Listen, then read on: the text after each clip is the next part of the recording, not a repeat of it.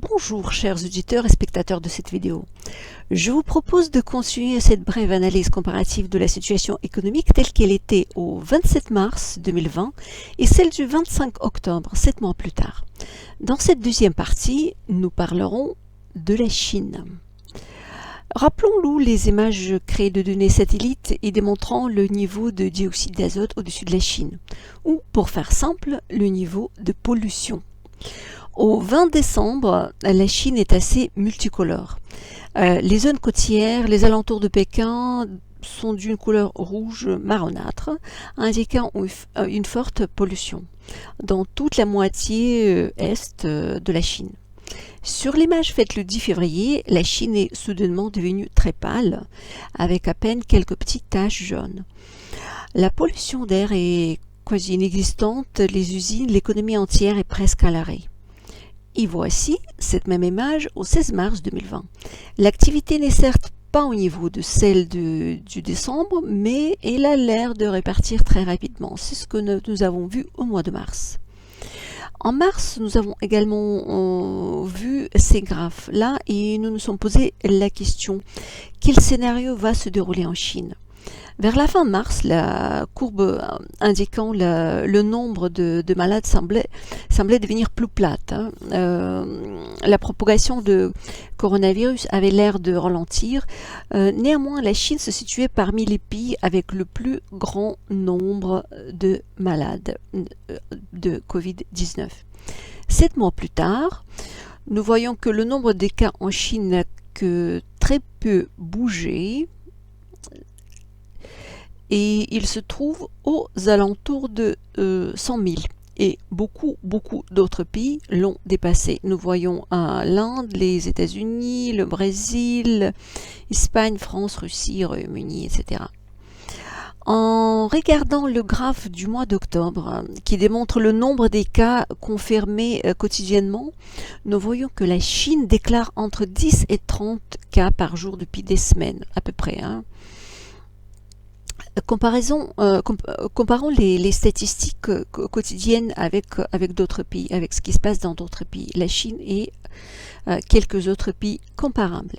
Donc la Chine, c'est le pays le plus peuplé du monde, et il y a 1,4 milliard de personnes. Et comme je dis, le nombre de cas fluctue entre 10 et 30. Ça, c'est la courbe grise, avec la flèche grise. L'Inde, la voisine chinoise, compte 1,3 milliard de personnes et le nombre des cas déclarés est proche de 100 000 par jour. C'est presque entre 5 000 et 10 000 fois plus. Et avec la taille de population tout à fait comparable à celle de la Chine. Les États-Unis comptent 330 millions de personnes, soit 4 fois moins que la Chine, et ils sont proches de 100 000 cas quotidiens, soit près de entre 5 000 et 10 000 fois plus que la Chine. Le Pakistan, un autre pays qui se trouve pas loin de la Chine, avec 234 millions, avec la population de 234 millions de personnes, soit 6 fois moins que la Chine, déclare près de 1000 cas par jour.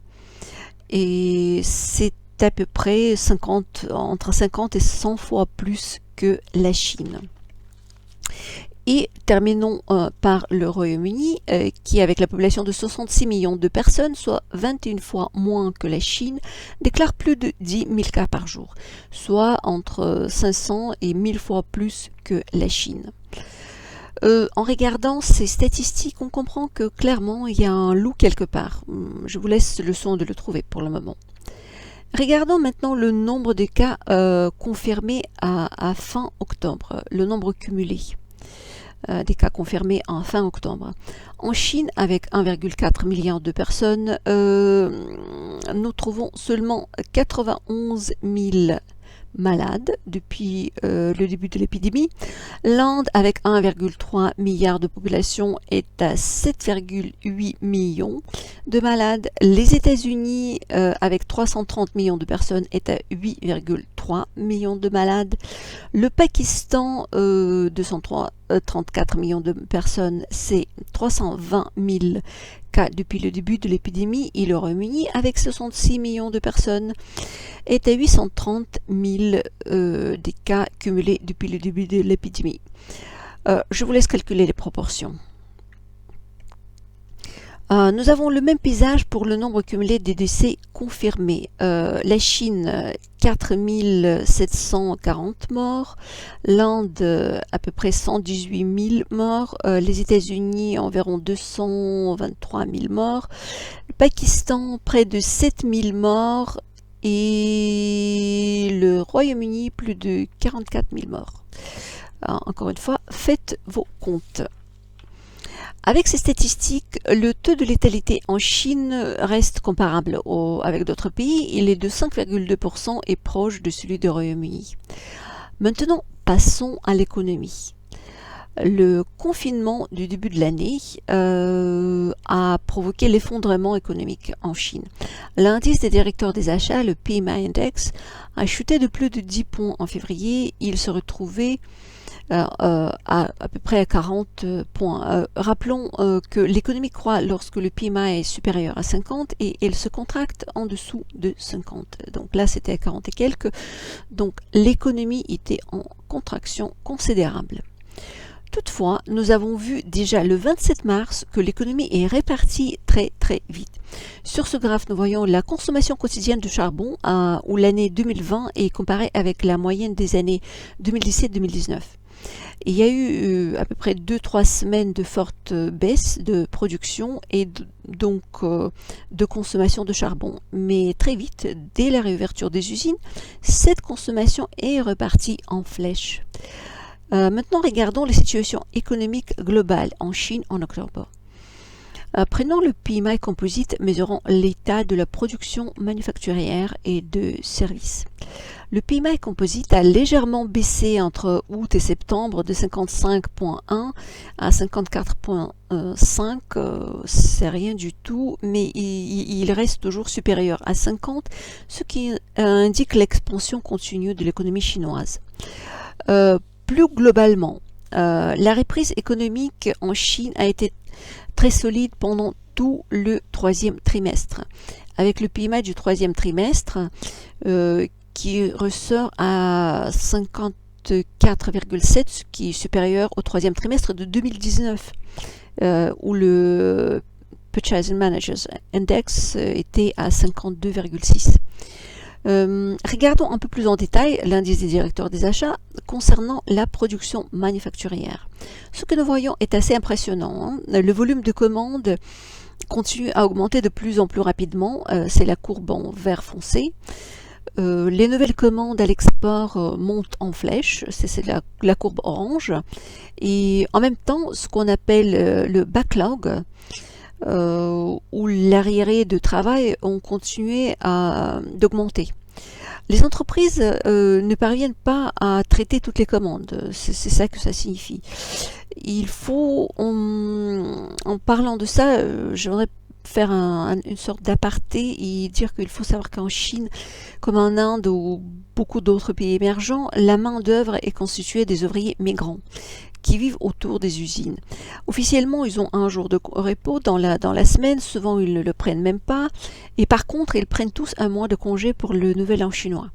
Pendant cette période-là, ils vont voir leur famille dans les différentes régions de la Chine.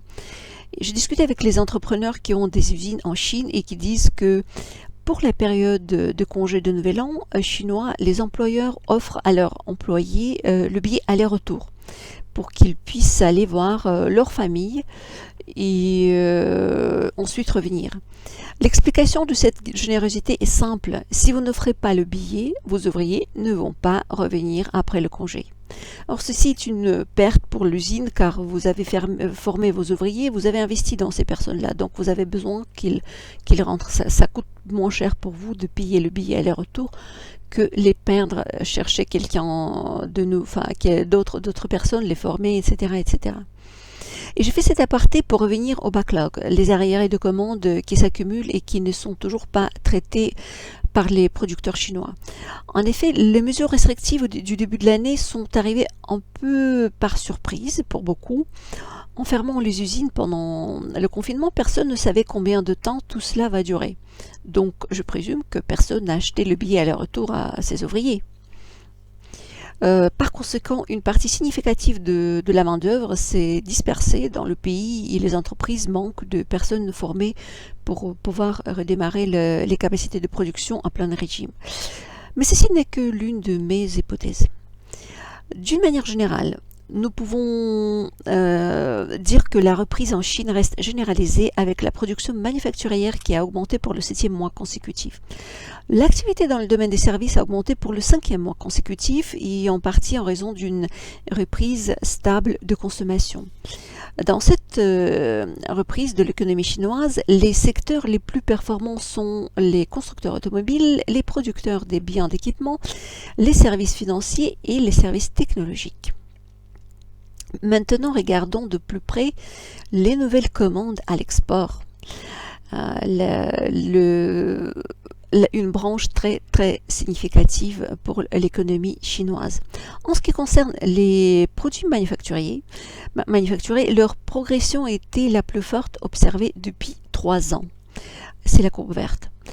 Cette croissance vertigineuse a été due pour beaucoup à l'augmentation du nombre des pays qui sont revenus vers les conditions du marché plus ou moins normales.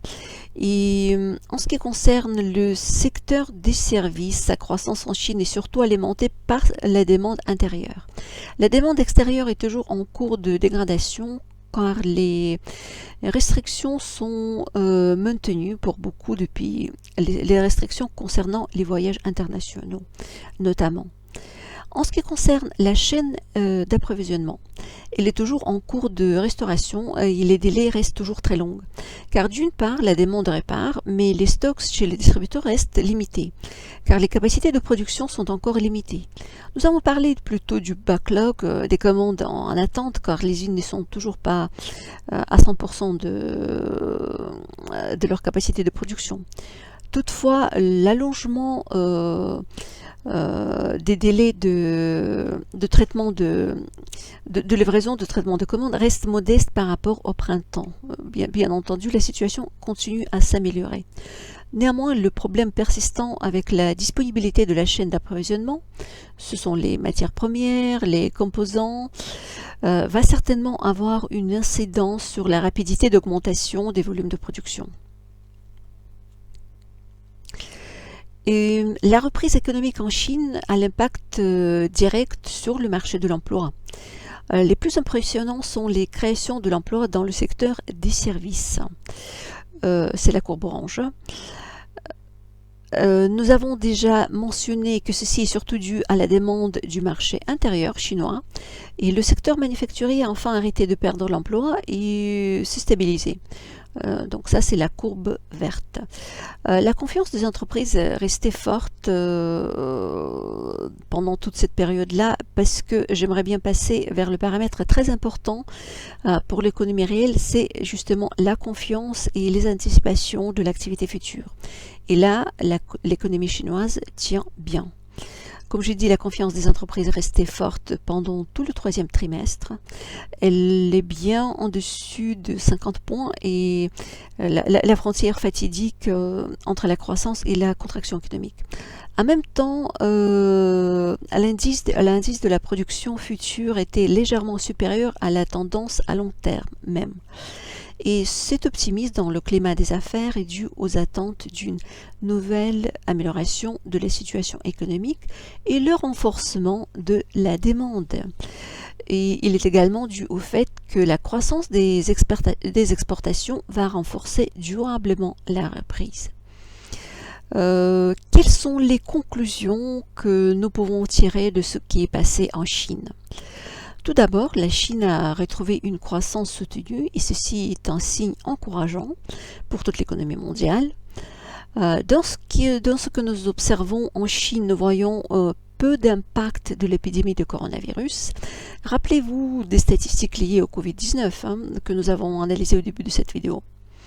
Et par conséquent, nous pouvons présumer qu'il n'y a pas de deuxième vague d'épidémie en Chine, ce qui indiscutablement est très impressionnant et très important pour l'économie. Je ferai une vidéo à part sur ce sujet-là. Et sur cela, nous terminons la deuxième partie de cette analyse économique d'octobre. La suite est dans la troisième partie.